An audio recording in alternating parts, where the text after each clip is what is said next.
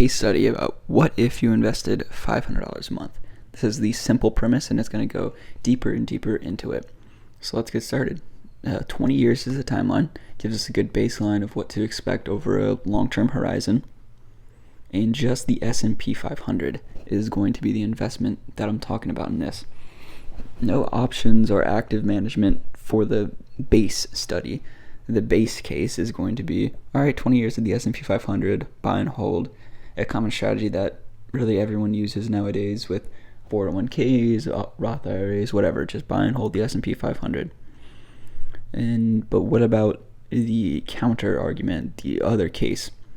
We're going to talk about covered calls with the S&P 500, and it's going to be a very conservative selling covered call strategy because I wanted to avoid a lot of the downsides of getting called away or different things like that. And I have a whole other full breakdown case study after this presentation is over, giving you a lot more details and how everything was done. This is going to be just a quick overview here in the beginning on this presentation. So just a quick summary: $500 every month. Buy the S&P 500 or the SPY. Sell calls, very conservative strike. Collect the premium and reinvest it for 20 years compounding. Boom, here we go. Get into it. $500 a month. As you can see in the beginning, going to be very close, but over time, and especially near the end, that covered call strategy really starts coming into play because essentially what's happening is that you're not actually just investing that $500 a month, because every month you get to add a little bit more. So let's say the first month you invest 500, the second month you invest 501, and then 503, and then eventually now you're at 600 a month when the buy and hold normal strategy is just investing the 500. So that eventually is compounding on the compounding. As you can see here, after 5 years, not a ton of difference because it's very conservative. Literally like I went and ran it.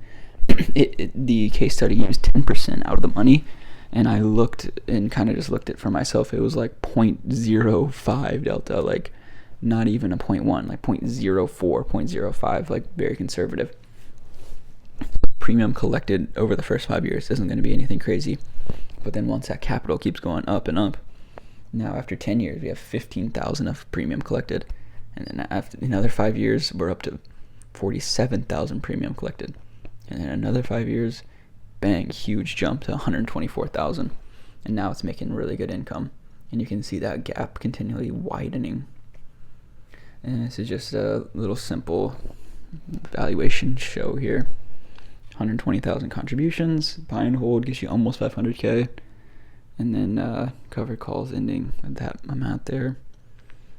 And this is going to be showing you the monthly option premium income. So it starts very low, like we were saying. Takes you a couple of years to get to $100 a month, and then 320 way up there. After the COVID 2020, you're at almost 800 a month. Boom, and nowadays you'd be at over 2,000, almost 2,200.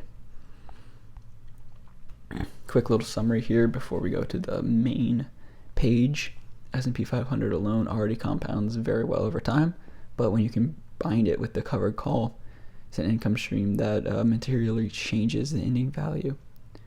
The trade-offs is that there's a small cap on upside, and you need to stay consistent. It's an active trading situation where if you were just going to passively invest and you never wanted to look at it, well, your returns are going to be a little bit lower. But if you don't want to be looking at your account every month, well, it's a good strategy. Okay, and I'm going to switch over. Okay, here we go. So yeah, I put this into like the deep research section. I pay for the premium ChatGPT, and yeah, I was able to really define what I wanted to do. These are the type of videos and things that I'm just interested in personally, so I thought, hey, maybe someone else would be interested in this as well. So this is the summary of the whole big case study that was made for 20 years, conservative covered calls, buy and hold, comparing the two, 10% out of the money covered calls that expire about 30 days, premiums reinvested. Also about a 2% dividend yield. Okay, you can look at some of that stuff. So, I mean, yeah, I already kind of covered a lot of it, but methodologies and assumptions, time frame 20 years, contributions there, 500 a month. Covered calls are going to be very conservative. So I wanted to do a conservative strategy so people wouldn't think it's like extremely unrealistic. And since it is not going to account for any months where you have to roll or you have to, or things kind of change. So I just wanted to make it conservative so that since we exactly weren't taking in all the risk, that the conservative nature of it would kind of cover for that. So it makes it more realistic.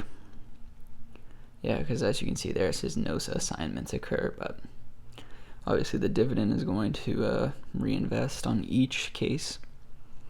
Taxes and fees were not figured in this. Let's just say it was like a Roth IRA. And it used the historical S&P 500 performance. There's the steps. Sorry, that stupid thing keeps doing that. And then here's some of the results. I already kind of went over that. But yeah, this is just something that I always find interesting. Key takeaways here. Oh my gosh, that's annoying me. If you reinvest that $500 a month plus the reinvested premiums and dividends on the S&P, you can turn 120,000 contributions into over $1 million in 20 years with the calls and dividends. Covered calls boost the yield. Even conservative 10% out of the money calls, about a 9 to 10% annual premium target, can roughly double the effective growth rate. Covered calls can cap beyond the strikes, but usually, like I was saying with the SPY, it's not going to just like overnight jump 10% in almost 99.9% of cases. So I think that's a pretty good example. If we were doing something like Tesla or Palantir, it's a whole different study, and I think you have to kind of account for things not going your way certain times, because yeah, there's going to be more risk and you're going to get more premium, but it's going to be a lot more crazy to deal with, honestly, in the week-to-week basis. Long horizons matter. These results assume staying invested through crashes like 2008. Yeah, of course. I mean, that's why I did 20 years. Like, there's no sense in like selling out and panicking when things go bad. I mean, obviously, when you look over the long term of the S&P 500, eventually everything will go back up the way it was. Like, there's never really a 20-year period where it's just down, down, down, down, down, and never up. Like, and if you're investing every single month, you're gonna get that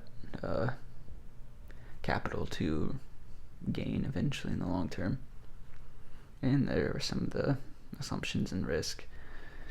Yeah, let me know if you guys were interested in this type of video. I'm going to be doing a lot more of these. I mean, this was just a very simple, easy one to do to start off with.